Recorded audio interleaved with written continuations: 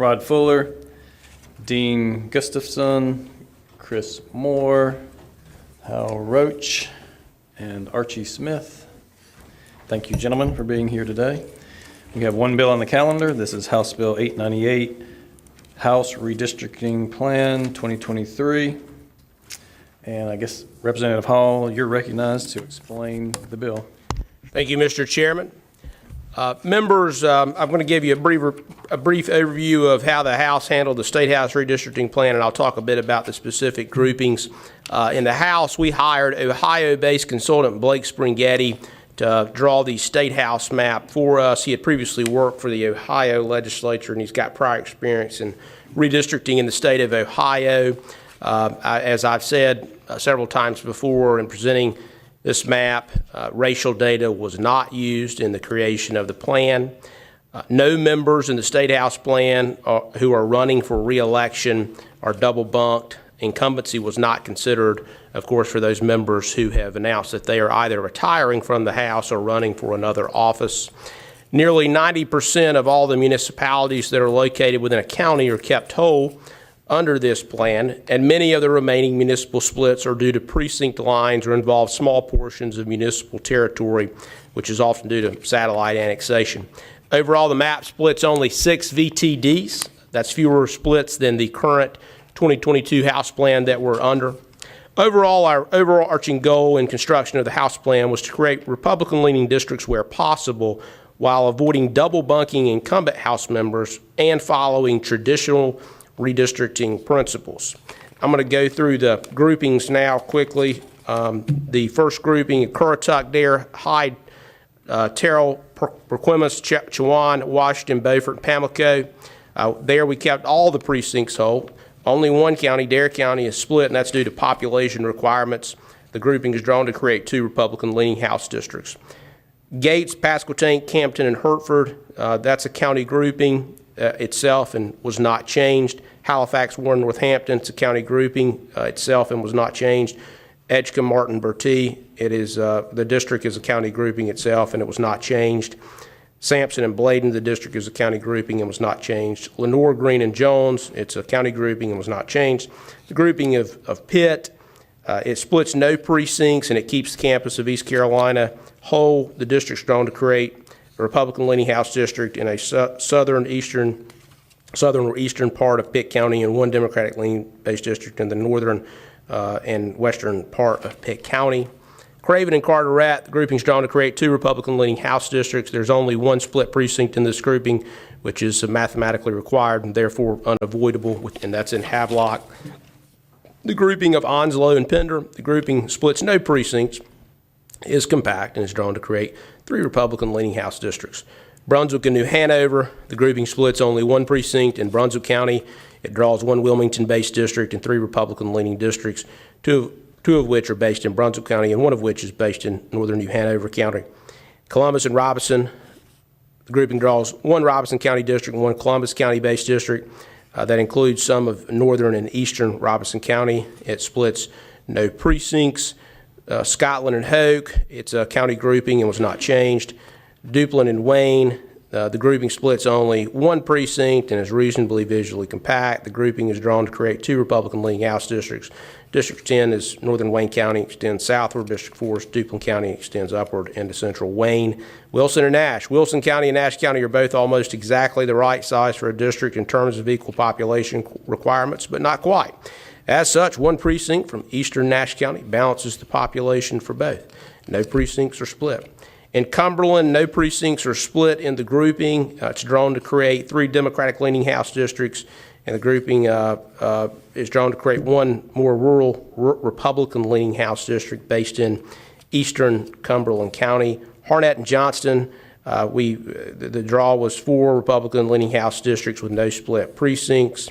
Franklin, Granville, and Vance, no split precincts. Grouping splits neither home county of either of the incumbent members. The grouping is drawn to create 1 Republican-leaning district based in Franklin County, as well as 1 more competitive district based in Granville County. Wake County, in that grouping, we've created 2 Republican-leaning districts, 1 in the southern end of Wake County and 1 in the northern part of Wake County. There's only one split precinct in the county, and no incumbents are double bunked. The districts are reasonably visually compact. The municipalities of Fuquay-Varina, Wendell, Knightdale, Holly Springs, as well as other smaller municipalities, have clearly defined districts that represent their interest in this plan, in our opinion. Durham in person, it's unchanged from the 2022 plan in accordance with member feedback from those districts. Orange and Caswell, the grouping was drawn to be reasonably visually compact with no split precincts. Alamance, the goal was to draw two reasonably visually compact Republican-leaning districts with no split precincts, and that's what's reflected in those two districts. Randolph, Chatham, Lemoore, and Richmond, in that grouping, the minimum number of counties are split and no precincts are split. The grouping is drawn to create four Republican-leaning House districts and is drawn to reflect one slightly competitive to Democratic-leaning district.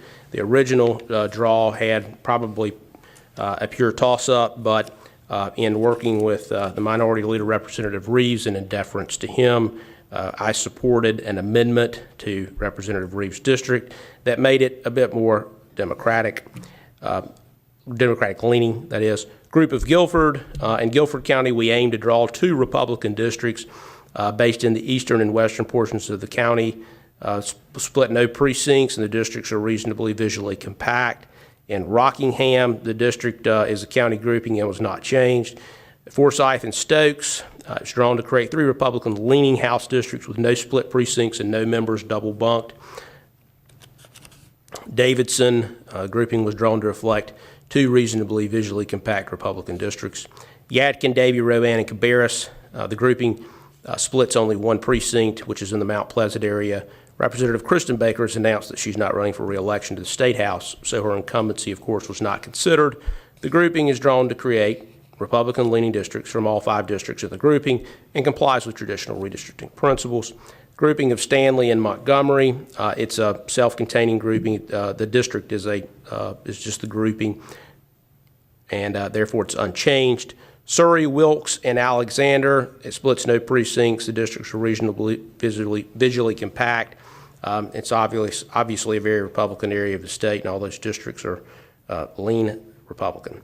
Catawba and Iredale, same thing, no split precincts and four reasonably visually compact districts in a very Republican area of the state. Lincoln County is a grouping, but it's also one district itself, so obviously not changed. Union and Anson, grouping splits no precincts and includes three visually compact districts. The grouping was drawn to create three Republican-leaning House districts. In Mecklenburg, the grouping splits only one precinct. Representative Wesley Harris has announced that he's running for state treasurer, so his incumbency was not considered. The grouping was drawn to create two Republican-leaning districts in both the northern and southeastern ends of the county. Gaston, Cleveland, Rutherford, Polk, Henderson, McDowell, Yancey, Mitchell, Avery, splits no precincts, contains reasonably visually compact districts. It's drawn to create seven Republican-leaning House districts. Caldwell, Watauga, Ash, and Allegheny, the grouping splits no precincts, and the districts are reasonably visually compact. And it drawn to create two Republican-leaning districts. Burke, the county grouping is a district, and of course it was not changed. Buncombe, the grouping splits no precincts and is drawn to create one Democratic-leaning House district based in Asheville, one Democratic-leaning House district based in the southern and eastern parts of Buncombe, and one Republican-leaning district based in the northern and western parts of the county. Three districts are reasonably visually compact. The district in Buncombe was amended in the House to keep Warren Wilson College whole in one of those districts, and that amendment passed. Haywood and Madison, that's the county. The district is a county grouping, was not changed. Swain, Jackson, Transylvania, the district is a county grouping and was not changed. Grouping of Macon, Clay, Cherokee, and Graham, the district is a county grouping and was not changed. And with that, Mr. Chairman, we've spoken to all the groupings. Glad to stand for questions.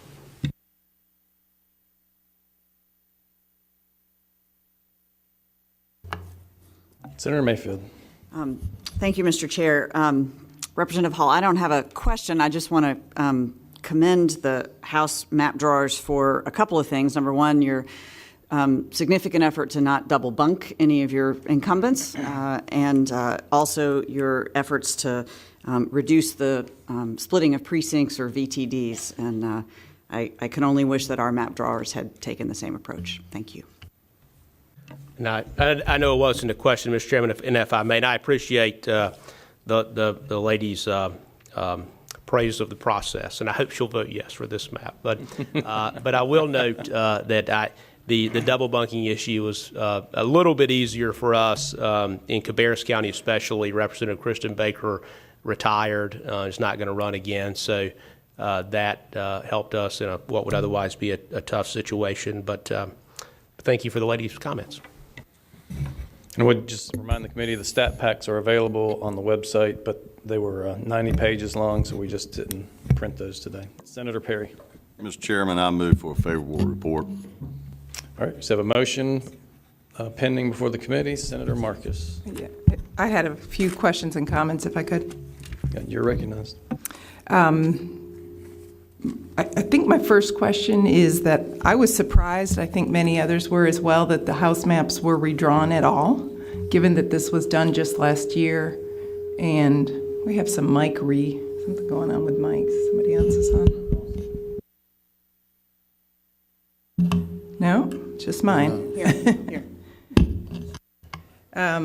Given that the house maps were just drawn last year, there was no court that required, you to change them. I think that's the rationale for why the Senate maps were redrawn, that they didn't like that the courts forced them to make them change them in any way.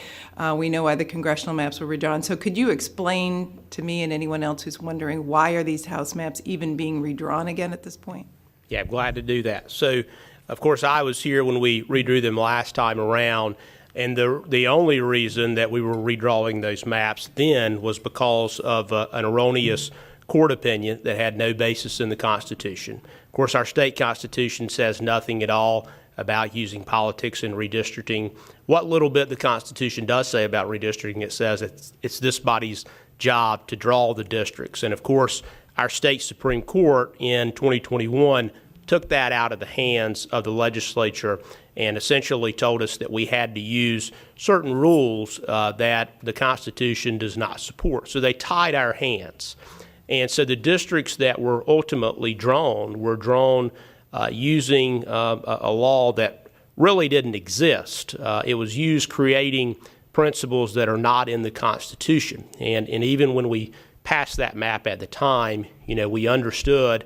I certainly disagreed with the opinion of the Supreme Court at that time and hoped that in the future that wrong would be rectified. Thankfully, it ended up being rectified, and the Supreme Court then made clear what I've always really thought the law to be, and that is that it's this body's job and duty to create these districts without those artificial constraints that were made up by the Supreme Court in 2021. Follow up? Follow up. Thank you for that explanation and your understanding of the law. Could you be more specific about which rules, or I think you said made-up constraints were in place last time that you felt free to reject this time? Which part of those are no longer apply when you drew this map? Yeah, so obviously it's the part dealing with some notion that because a statewide a candidate or statewide electorate votes one way or the other, or if you total up all the state house and state senate districts, and if somehow that is a 50-50 split, that somehow the districts must be drawn in line with that same math. And there's a number of different tests that one could use. And you'd have to actually ask some of the Supreme Court justices who wrote it, because it appeared they didn't really understand what the standard was, because it continued to change, as my friends in the Senate found out when you went back to have your map tested. I believe your map was drawn literally based on what the Supreme Court said at the time, but like Calvin Ball, the rules always change essentially to support the Democratic Party at that point at the Supreme Court, and we're thankful we're past that. So the rules that we had to draw under essentially said we had to draw enough a certain minimum threshold of Democratic seats in North Carolina for it to be constitutional. Now, I've read the state constitution. I don't see anywhere in there where it says a certain number of Democrats have to be elected. So essentially, that's the portion that we didn't use this time around. We didn't draw this with an eye towards a European parliamentary system where just because a statewide vote share may take place, that you have to have something close to that in terms of the seats across this state. And if you think about it, that really makes sense in this state where Democrats don't compete in almost 3/4 of the counties of this state.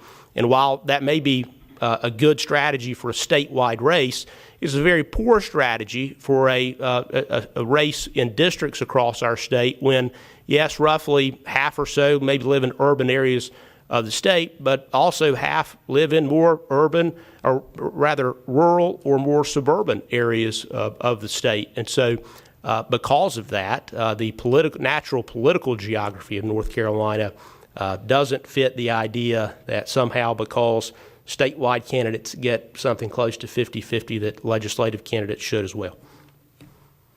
Thank you, Representative Hall. Senator Marks, do you have additional questions? Yes, please. You're recognized. Thank you. That was a long explanation. I guess what I heard is that you don't believe that you have to draw districts that would allow the election to reflect the electorate. And I guess I just fundamentally disagree with that, at least if we're going to have a democracy. But I don't know that that's a question, but I am wondering what you think, if it concerns you at all, that North Carolinians expect redistricting to happen once every 10 years when there's a new census, and not based on changes in who makes up the North Carolina Supreme Court and based on politics. And I'm wondering if you can address our, I thought, requirement that this happen, these redistricting maps happen only once a century, or decades, thank you, once a decade, and not at your whim, as the House Committee seems to have been doing here. I believe the representative answered that question, but it's up to you if you want to address it. I'm glad to, Mr. Chairman. I think the people of North Carolina do care about this particular issue. And that's why I think they overwhelmingly elected Republicans to the state Supreme Court and gave the Republicans an overwhelming majority because they wanted the wrong to be rectified. And I think your understanding of my prior comments, I would not agree with. I think these maps are responsive to the electorate. And I explained why in my prior statements a moment ago, so I won't repeat those things, but glad to stand for questions. My last question is about the Mecklenburg County cluster, if I may. You're recognized.